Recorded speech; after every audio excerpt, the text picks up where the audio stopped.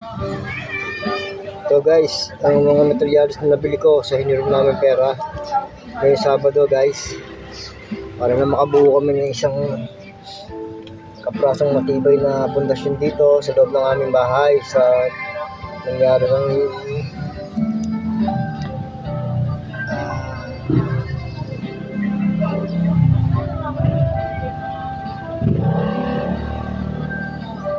guys yan po.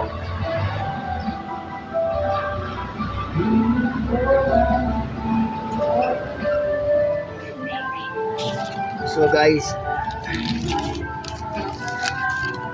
kunting pera lang, magkakaroon ka na ng materyales. At mga 20 pesos may materyales ka na guys. Joke lang. At 2,000 pwede na eh. Nakagawa ka na ng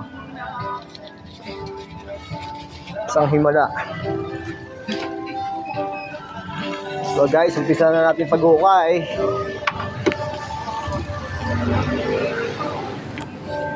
So guys, mag-materials to.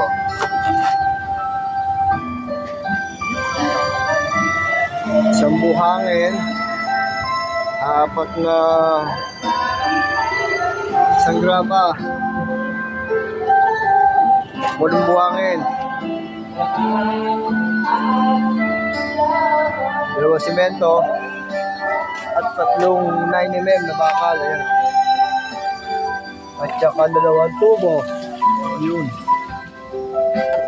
Para mabuo ng kahit kapraso itong bahay guys. Nakita nyo naman itsura oh. Grabe na talaga oh. Nakakabahala na talaga ang buhay pag wala kang talagang matatag na hanap buhay. So guys, ito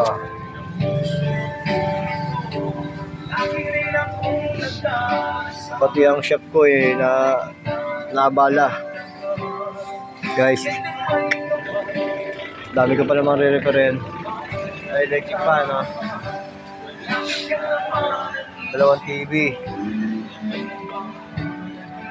Electric fan guys.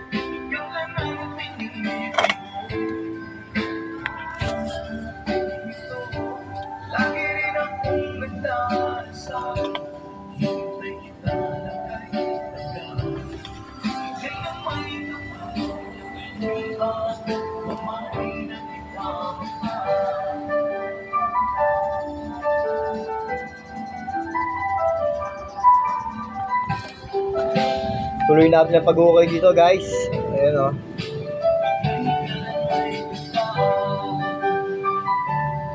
Pahinga muna tayo ng konti guys. So balikan ko na rin at pahinga muna ako. Salamat.